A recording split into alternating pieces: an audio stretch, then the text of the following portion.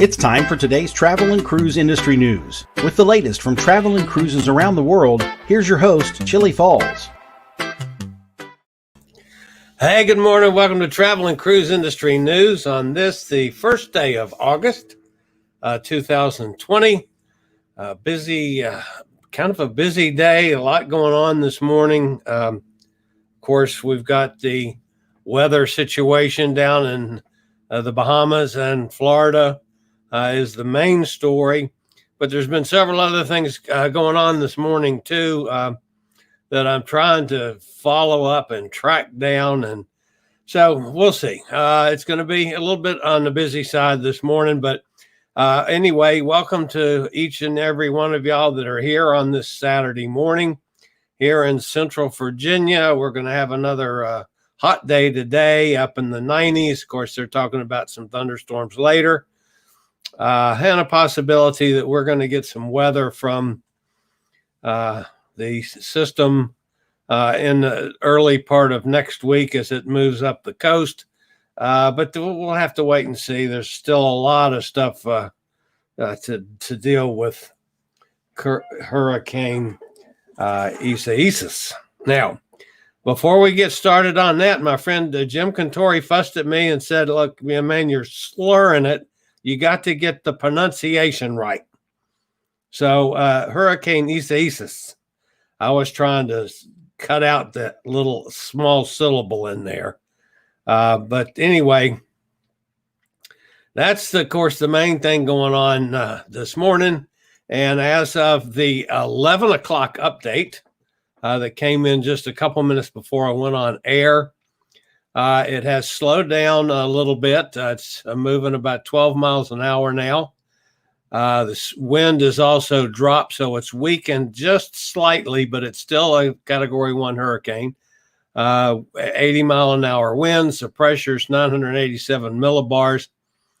And the location is approximately, would be south, I guess, west, just slightly west of Nassau in the Bahamas.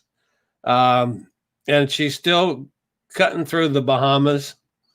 Hurricane conditions and dangerous storm surge will continue in portions of the Bahamas today and tonight. Hurricane conditions are expected along portions of the Florida East Coast by late tonight and Sunday. Dangerous storm surge is possible along the Florida East Coast from Jupiter Inland to Ponte Verde Beach, where water rises 2 to 4 feet above ground level are possible along the immediate coastline and adjacent waterways. Isaias will produce heavy rains and potentially life-threatening flash flooding, both in the Bahamas and possibly in eastern Florida. And they are watching this now all the way up the East Coast, from the Carolinas to the Mid-Atlantic and into the Northeast. So it's for the next 4 or 5 days, that's going to be a major issue that we're going to have to deal with. Now, the kind of interesting thing about this one, I've been following storms for a long time, and they really don't have a handle exactly on where this sucker's going. And it's got to do with some real technical stuff about the height of the clouds and the wind shear. And I don't know, some of it gets over my head. But basically, they haven't pinned down yet, even though how close it is, if we're going to actually have landfall in Florida, or if it's going to stay right off the coast and just kind of parallel I-95 all straight on up the coast, where then it could, even if it misses Florida and stays just off the coast, by the time it gets up to South Carolina or North Carolina, it could definitely have landfall there.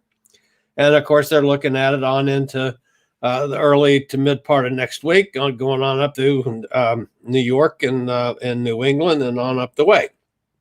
So it's not expected to strengthen any further although the warm water is plentiful, the hurricane is battling somewhat unfavorable upper level winds, vertical wind shear, which is usually a nemesis to tropical cyclones. And there's also dry air present that's kind of hooked around the center of this thing, which is causing it to weaken some. So that's the situation. It's still there. It's going to be a Category 1 probably by the time it gets either to Florida or just off the coast. And it's just going to kind of follow right up, 95. It could be 15 or 20 miles in either direction. And, whether it's inland or outland, who knows? They don't know yet. And that's as of literally just before we went on the air. So we're just going to have to play a waiting game.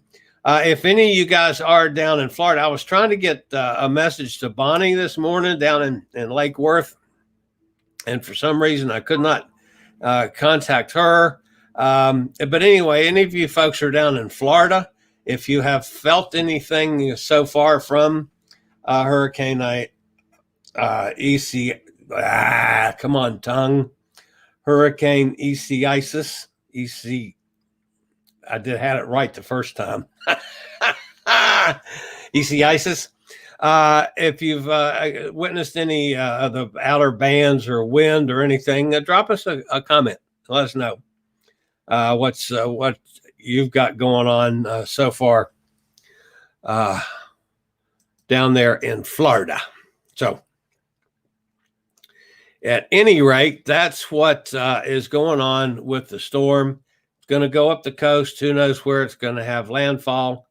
And of course, there's the possibility of it weakening further. But this dry air, the dry air kind of started moving in around what would be close to the center, and it was almost split the storm in two, which is somewhat unusual, I think. But anyway, it was rather odd looking, during the night and early this morning on the weather maps. But that's just my take on it, and I sure as hell don't know a whole lot about it. All right, now there's another interesting story out there this morning that I've been working on because I had messages from several people concerning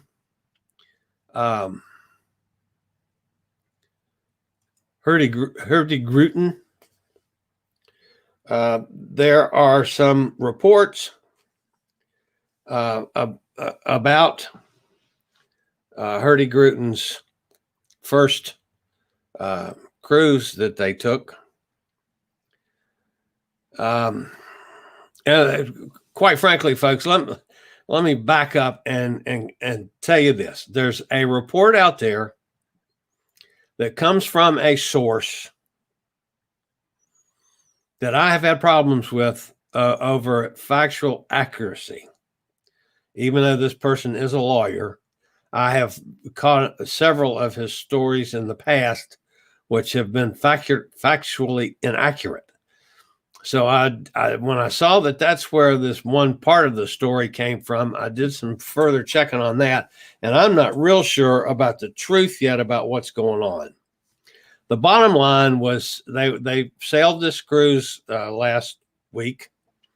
It was a 7-day cruise up to Norway for a small number of people. They were all, it was not an international group. It was locals. It was the first cruise line basically to sail. Well, it appears that when they got back into Norway, 4 of the crew members were taken to the hospital, and this is after the people, apparently the passengers, had gotten off. Now, the story that we heard was that they were out walking around town, and that Hurtigruten had failed to let anybody know that there were crew members on board that tested positive. So that sounds awfully bad for Hurtigruten if they, in fact, let that happen. Now, the other side of that story was that the 4 crew members that were sick and were quarantined on the ship showed no signs of COVID-19. That their symptoms were totally different, but they were, in fact, sick and sick enough that they took them to the hospital. And at the hospital, they tested positive, even though on the ship, they were regularly tested and had not tested positive. So there's some factual inaccuracies on one or other of these stories. Whether it's Hurtigruten tried to pull the wool over their eyes, which is coming from the source that I've had problems with in the past. That's kind of his lean on it, that they let the passengers get off, never told anybody about it, and that was awful. To the fact of these guys were sick, but without anything that anybody thought was COVID. And then they took them to the hospital to be checked on, and they tested positive there. Well, that's a whole different slant on this story. And quite frankly, I don't know which one is true and which one is accurate. And I'm sure we're going to hear more about it in the next couple of days. The thing that bothers me is that's the one thing those of us that are hoping to get cruising going again and try to get started back. The one thing we don't need is another outbreak on a damn ship. So I don't know the total impact of this thing at this point, but we're just going to have to see. Then this story came out, the adjunct to the story is when they went back and tested all of the crew members, and now 33 crew members have tested positive. Again, supposedly they were testing the crew regularly before all this happened, and now all of a sudden 33 of them test positive. There's just some things that I need to have confirmation on before I can really have any clue of deciding what in the world is going on. And how serious or not serious this was. And it certainly, just by the fact that we got to look at this, doesn't look good. Whichever way it goes.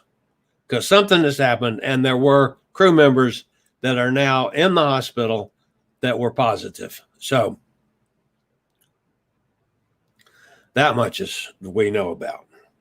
All right, we got several other stories here to cover. You probably heard about some of them. I'll briefly talk about them. Holland America is their new signature top-notch ship coming out, was going to be the Ryndam. They've decided to throw that name away and name the new ship the Rotterdam to replace the Rotterdam that was sold out of service here a month or so ago. So there's going to be another Rotterdam in the Holland American line. There's been a bunch of Rotterdams in the past, quite a few. Then the other name change story this week is Royal Caribbean, which technically is Royal Caribbean Cruises Limited, has officially changed its name to Royal Caribbean Group.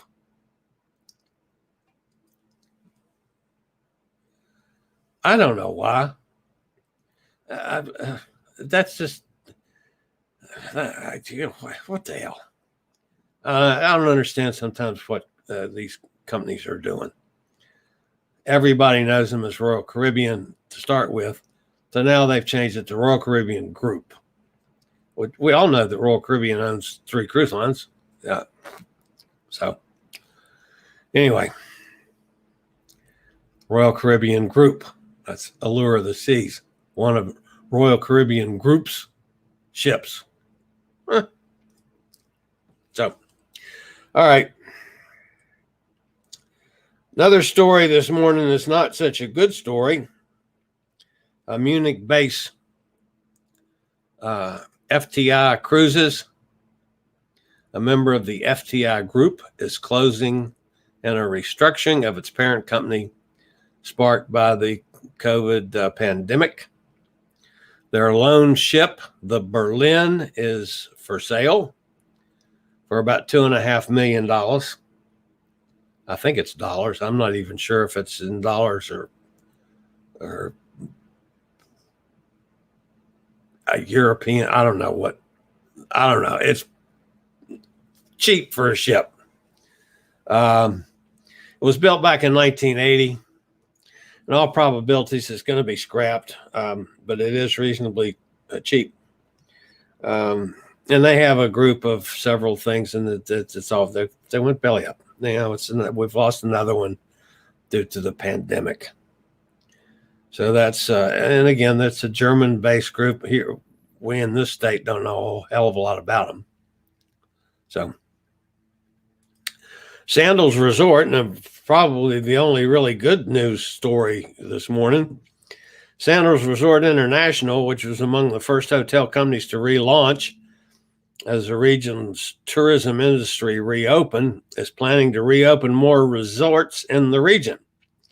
Sandals has already reopened 5 of its resorts in the Caribbean, including one in Antigua, 3 in Jamaica, and 1 in St. Lucia. Beginning next month, Sandals will begin another wave of reopenings, kicking off with the relaunch of Sandals Regency La Tuque in St. Lucia on August 31st. Then on September 3rd, they'll reopen a 4th resort in Jamaica, the Sandals Ochi in Ocherias, followed by a pair of resorts in Barbados on September 9th. The Sandals Royal Barbados and Sandals Barbados Resorts. On October 1st, Sandals will reopen Sandals Grenada Resort and its Sandals South Coast Resort in Jamaica. So Sandals is going to be back going full scale very soon. Okay. The other story and the last story of the day has to do with Crystal Cruises. Crystal Cruises, and that's over there in a lot in the Pacific Orient and so forth over there. Crystal Cruises has canceled the remainder of the ocean yacht and river sailings in 2020. Statement on its website, the luxury cruise line said the uncertainty surrounding the global health crisis forced it to scrap all voyages of its seagoing ships. The kind of interesting thing about it is canceling the river cruises, because they do some river cruises in Europe, and that's something that has started. But anyway, Crystal decided they're doing away with 2020 together all the way, and of course that has some of the folks kind of having, upset about that they wiped out 2020, because there's still hopes of getting some things started this fall, especially like our friend Jason. And Jason, as of yesterday, he posted that he still thinks the possibility of his October 3rd cruise on Carnival is still going to make it. And I hope he's right. I hope it does. So, but anyway, there's a lot of people that didn't like the looks of this thing from Crystal, especially the river cruises that have started and with several other companies. So anyway, that's in the news. So let's go back and check now and see if anybody said anything in chat that I need to report on. Tom and Gretchen are here. Nikki's here. All but 2. Tom says all but 2 NCL ships are leaving U.S. waters. Might the CDC have something to do with this? Could be the weather too. I mean, everybody had to leave, but I don't know. That's a good question, Tom. And to my knowledge, I don't know of the CDC having anything to do with it, but that doesn't mean anything anymore. Tom says some ship like Encore and Bliss had no itineraries in Europe, so why expend the fuel? Yeah, that's a good point. Jason says, I was thinking, Chillie Falls, you should book the October 4th cruise on the Breeze. Yeah, the only problem with that is I have to go to, where's that sail from? That sails from Galveston, doesn't it? Or Florida? I forget which one it is. But, yeah, Jason still thinks he's going. And I hope he's right, folks. I don't want anybody to think that I'm hoping this doesn't happen. I would love to see it happen. And I'd love to see it get back where it's safe for all of us. So, John's with us. John says, good Saturday morning. No hurricane here. Well, I'm glad there's not a hurricane up there in Minnesota. Because if there's a hurricane in Minnesota, we're all in trouble. John, of course, is up there in Minnesota. They don't have hurricanes up there. Are you getting hurricane ready, Nikki? Well, so I'll have to slide down there and see if Nikki answered that one. Of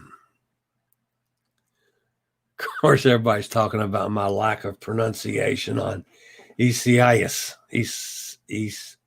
Isaias. There it is. Isaias. That's the way Jim Cantori's trying to make me say it. Isaias. So we'll laugh at that. I'll give Jim hell over that one. So 3 of the ships are in Curacao, might be a safe haven. That could be. Hopefully it doesn't hit Virginia. Well, this thing is going to go up the East Coast, and it's probably going to at least cover over on the Eastern Shore, maybe over where Tom is in Richmond. Whether it gets this far inland, we might get, some of the outer band rains from it. I don't really count on a whole lot of problems here in Central Virginia from that. Sonny's with us again this morning. Good morning, Sonny. Gretchen is shopping Europe today. No, Gretchen is wishing she was in Europe shopping today because she's supposed to be in Europe shopping today. So Gretchen is working on Mr. Gretchen about going on our cruises that Pete and I are going to do next October. So he's still objecting somewhat to that.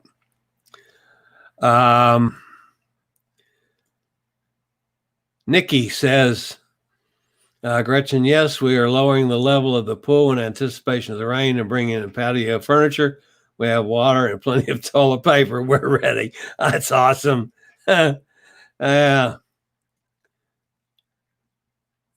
any, by the way, Tom I was just going to ask if anybody's heard from Bonnie. Bonnie must be having a migraine very quiet recently. Yeah, I was going to see if we could get her to pop on live this morning and give us a report of if it started getting windy and stuff there in Lake Worth. Jason says he doubts we'll see much rain, but we need it. Well, we've had a little bit of rain here for the last couple of days, especially at night. And we broke the 90-degree thing. We had one day that only got to 89. So that streak is over, but it's going to be 90 again today and I think tomorrow. And then we're going to get some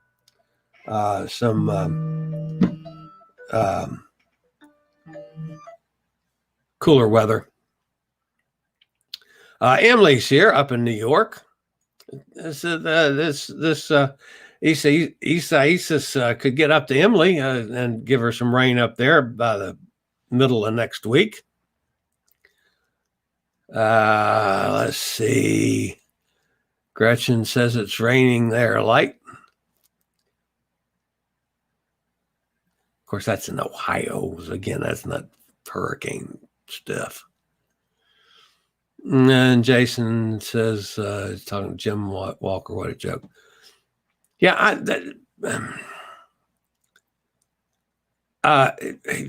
and Tom says it's a nice way of putting it. He'll do anything to badmouth cruising.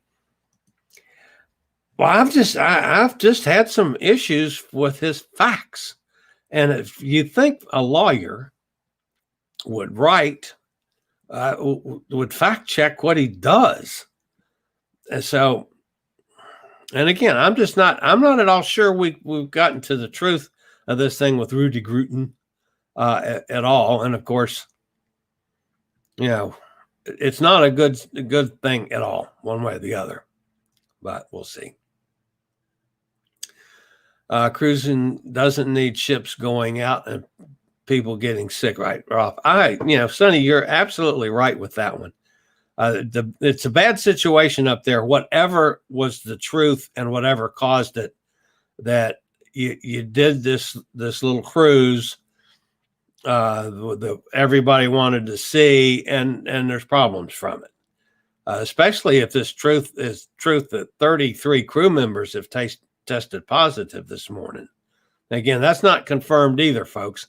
That's one that popped up as a addendum to this original story about they didn't even have it right originally on 4 crew members, but it is 4 crew members. I was able to ascertain that one.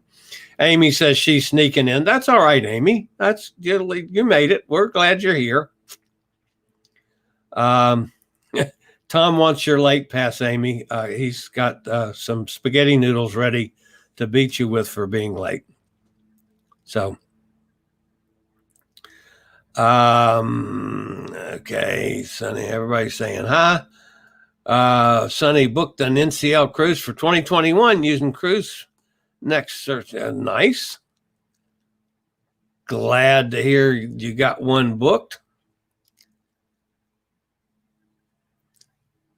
And Tom says, it's San Diego to LA. Gretchen Bonnie is booked too, but her health, there's a question about her health by then. Yeah, we'll have to see how Bonnie's doing. Anyway, I was going to ask if anybody had heard from Bonnie, because I haven't, and I wanted to try to get a hold of her today. So for some reason, was unable to. And everybody's just continuing with the chat back and forth, which is fine, you guys. I do appreciate that. Yeah, Emily's correct. Most all the ships that were along the east coast of this country have gotten the hell out of town for the storm coming in. Let's see. Amy says, river cruises that have started in Europe are companies that service largely European customers. Crystal Viking, Avalon, Scenic, those companies tend to deal with North Americans and Australians. You're correct about that. And but at least they've started, and nobody's going to let Americans in anytime soon. I'm telling you, that's just not going to happen. So, the